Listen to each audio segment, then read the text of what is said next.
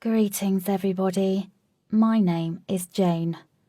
Recently, I was able to escape from the man who kept me in prison.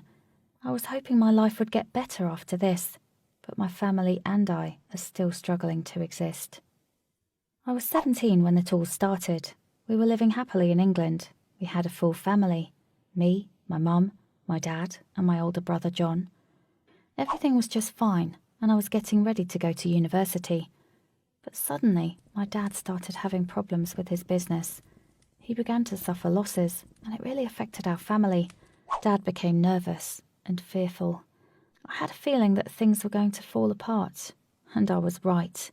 My dad declared bankruptcy, fired all his employees, and shut down his firm. It meant that our good life had come to an end, and problems and poverty had begun. Our savings were melting before our eyes. My mum and brother immediately began to look for a job to provide for our family, at least with food. But still, money was tight. We sold the car and moved into a cheap apartment on the outskirts of town. We believed that everything would be fine, because we were still a family, and we could overcome all of our difficulties. All we had to do was work together. But there was a man on our team who was dragging us to the bottom.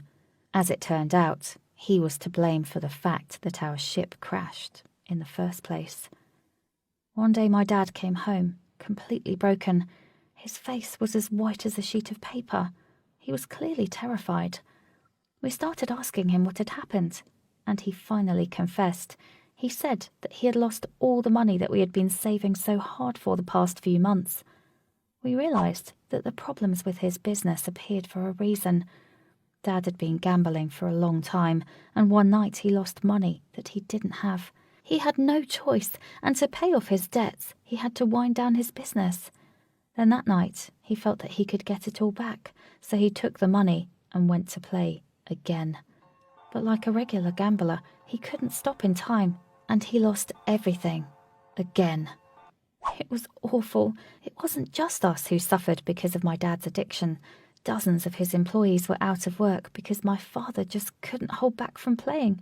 He had everything, and he lost it. And I'm not just talking about his business and his money.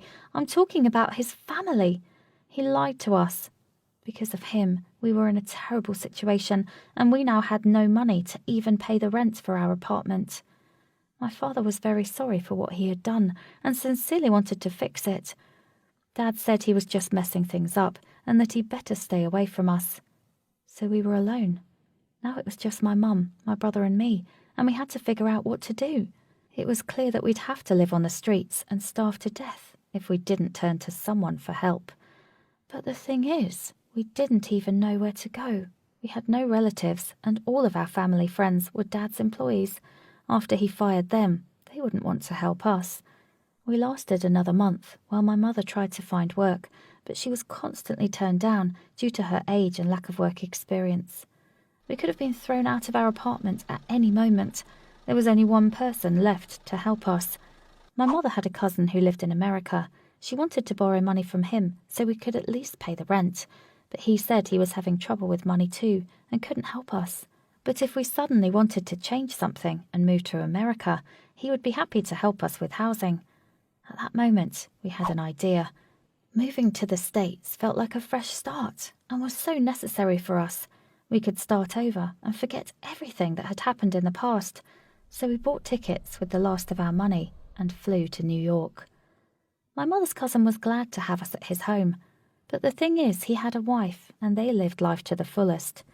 Naturally, his wife didn't want his 3 distant relatives, who she didn't even know, living with them. So we knew we had to find a place to live as quickly as possible, but we needed money and work. From that moment on, we spent whole days in search of ways to make money. We couldn't get a proper job because we had no papers and we were just immigrants. And I didn't even have an education, so obviously the work we could find was just terrible. John was a loader at a store, and my mother and I worked in a cafe as cleaners. It was awful. The work took all of our strength, and when we came home in the evening, we were met by my cousin and his wife, and had to have unpleasant conversations about the fact that it would be better if we found another place to live. Yes, their patience was running out, and soon they could just throw us out of the house. So as soon as we got our first paychecks, we spent them on housing, and we felt the cruelness of poverty again. 2 months later, our legal stay in America ended. We were illegals here now, and in fact, nothing had changed. But this status overwhelmed me mentally. It seemed to me that everyone knew it all the time and despised me for coming to their country, even though I looked and talked just like them. I wasn't the only one who had this feeling. My mum got depressed too. I can understand her. She was a grown woman who had everything, and now she was a third-class cafe cleaner. We walked in an endless circle, trying to make money for rent, and we knew that this couldn't continue. We had to change something. Then I had an idea. I had read articles about sham marriages in America. Some immigrants married US citizens so they could get a green card. At that time, I was already 18, and I was ready to make this sacrifice. After all, once I got my official documents, I would be able to work at a normal job and provide for my family. Of course, it was illegal, but people did it for easy money. We started looking for these people on the internet, but it turned out to be too expensive for us. Then we found a man who was willing to do a sham marriage for much less money. I contacted him, and we agreed to meet. He was ready for this scam, on one condition. I'd have to play the role of a housewife in his house and do all the household chores. I agreed, easily. I worked as a cleaner in a cafe. What could be worse than that? The thing is, it wasn't that simple. The Immigration Service is aware of this type of fraud, so the marriage had to look natural. We even posted photos of us together on Facebook and Instagram in case they checked them. Then there was the wedding. It was small, but it looked real. And then I moved in with my husband and applied for a green card. We really had to live together and pretend to be a real couple because marriages with foreigners are usually checked by inspectors. But as soon as we started living together, I understood why my fictitious husband agreed to the scam so cheaply. He didn't just want a housekeeper, but a slave who would pay him the money herself. This job was much worse than the one in the cafe. All day I cooked, cleaned the apartment, and ran his stupid errands. Every week it got worse and worse. He was turning into a tyrant, but I had to endure it. I needed a green card, and I did it for my family, so I endured all my husband's whims. At this time, I rarely met my mother and brother. They worked hard so we could pay for my fictitious marriage. I didn't want to complain about my life, but they knew it wasn't easy for me. John was very sceptical about this scam, and he said if my husband laid a finger on me, he would make him regret it. During these months, while I was waiting for the decision from the Immigration Service, I really hated my husband. He was a terrible person, and sometimes he made me do things just because he wanted me to be busy.